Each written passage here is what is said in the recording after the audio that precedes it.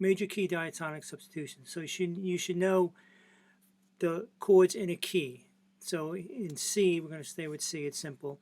C major, D minor, E minor, F major, G major, A minor, B diminished. Those are the triads, 3 notes in a chord. If I add the 4th note and make them 7th chords, I have C major 7, D minor 7, E minor 7, F major 7, G 7, G dominant 7th, A minor 7, B minor 7, flat 5. Okay, so you want to know that in a major key, 1 is major, 2 is minor, 3 is minor, 4, 5 are major, 6 is minor, 7 is diminished. Or 7th chords, major, 1 and 4 are major 7th, 5 is your dominant, 2, 3, 6 are minors, 7 is your funky, minor 7 flat 5. Okay, so each chord has a function within the key, a sound, an emotion. A tonic chord is more stable, place of rest. Subdominant is less stable, might want to move somewhere. Dominant is unstable, wants to go to the 1 chord. It definitely has a lot of tension and wants to resolve somewhere. So now if we have the chords lined up, 1, 2 minor, 3 minor, 4, 5, 6 minor, 7 diminished, the first chord is tonic, the 4 is subdominant, and the 5 is dominant. Okay, so we know a lot of songs that are 1, 4, 5, C, F, and G, D, A, and G, E, A, and B. Those are all 1, 4, 5. And the 5 usually goes back to the 1. Okay? So now, if I was going to play 1, 4, 5 for 2 or 3 minutes, the listener might get bored or something. So if I want to change it up, I could substitute, I could put the 3 or the 6 inside instead of the 1. Or I could use the 2 instead of the 4. So let's say we have C, F, G, going back to C. Maybe that's the verse or the chorus. So maybe in the second chorus or at the going towards the end of the song or something, you could change it up and have C, G. Now the G might not go to C now. Now we're going to surprise the listener and he could go to E minor. Right? So you can do something like that. You could change the first one to E minor. Well, let's keep the other one. Or you could do A minor. Now they're able to substitute because they're very closely related. There might be one more note added. So like an E minor, so a C chord is C, E, and G. 1, 3, 5. E minor is E, G, and B. So compared to the C chord, it's 3, 5, and 7 of C. And then the A minor is A, C, and E, which is 6, the root, and 3 of C major. So that's why they can substitute. F major, FAC, and D minor,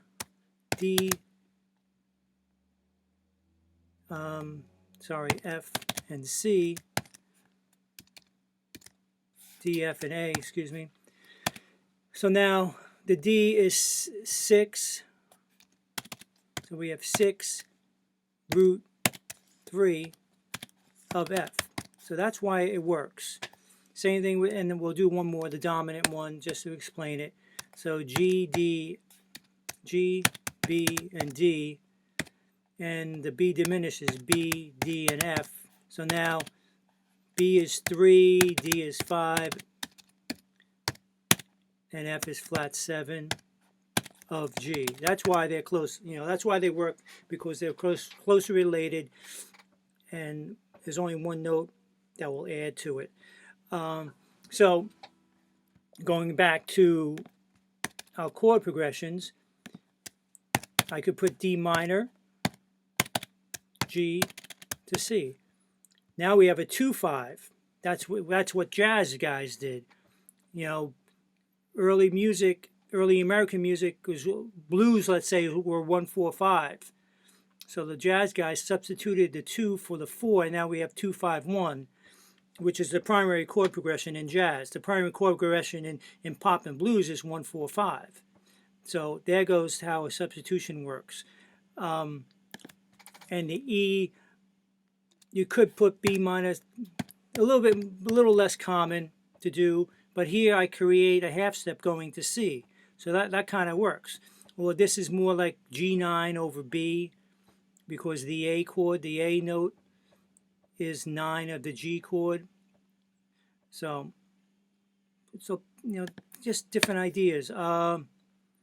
You could start off A minor, D minor, to the G. There goes a 2-5. And then instead of going back, you could go E minor to A minor for the C chord. So you have different ways of doing it. So you can permutate all different progressions up. So as you're writing a song or even doing improvising, you can think like this. So usually you have subdominant going to a dominant, resolving to tonic. That's what you usually have. So you have motion and you have tension and release. So that's what we're looking at. Less stable, unstable, and then a place of rest. So you want to cause this tension and release or movement, different colors and stuff as you write your songs or play your solos or do melodies and stuff. Any questions, let me know, and you contact me at guitarhelper.net. Thanks.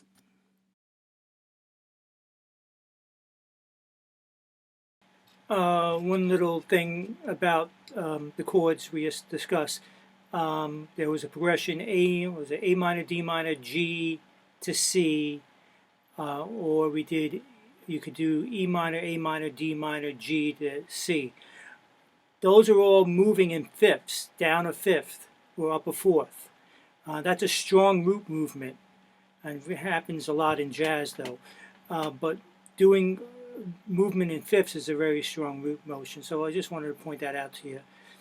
Coming up, I'm going to be playing some of the progressions so you can hear them.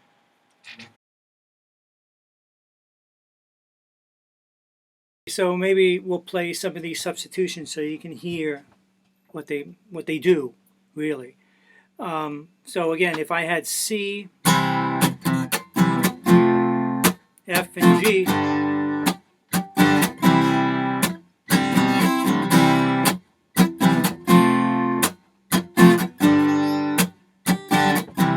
now what happens here? Let's go to A minor. So it just changes a little bit, and then you go back to F, back to the C.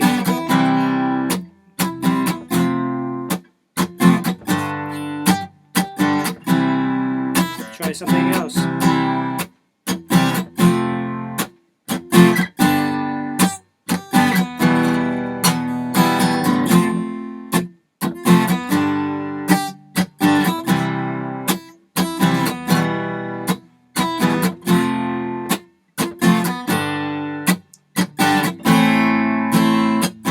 And go back to A minor. So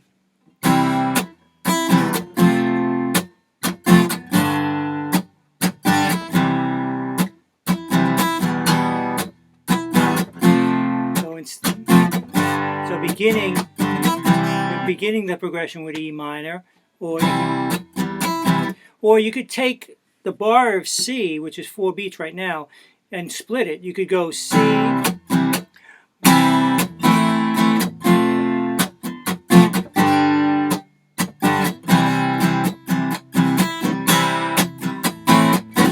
so you can sneak in the A minor or the E minor. 1, 2, 3, 4. So start it over. 1, 2, 3, 4.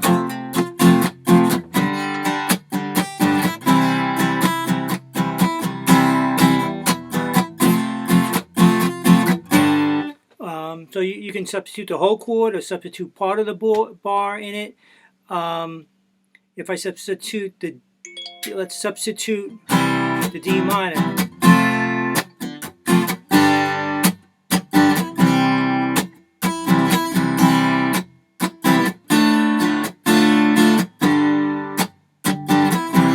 Again, C to F.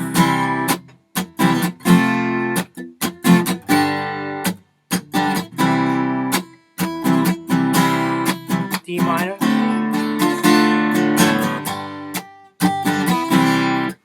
So what about if we substitute the 2 chord for the F, for the 4? So I'll play 1, 4, 5.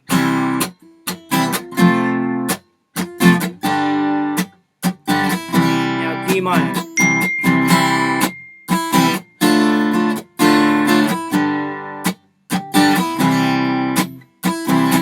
So just a different, like a little left turn, but still in the ballpark, still the same function. So the F and the D minor are so dominant, so they want to move a little bit. You want to hear the B minor flat 5 as a G9 chord. That's the G7. So if I play, so what about, let's make it 7th chords.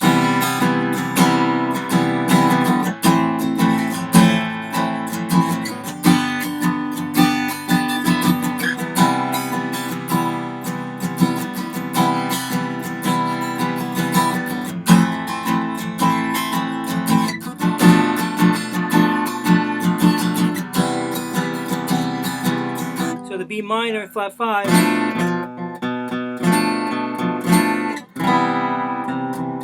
you have that half step going to it, or you can go G over B, do like that. That's a little bit of a substitution. So that's a little sample of what you can do. And again, maybe on the second chorus or the last verse or something, instead of going back to 1, substitute 3 or 6, and you go from there. Thanks.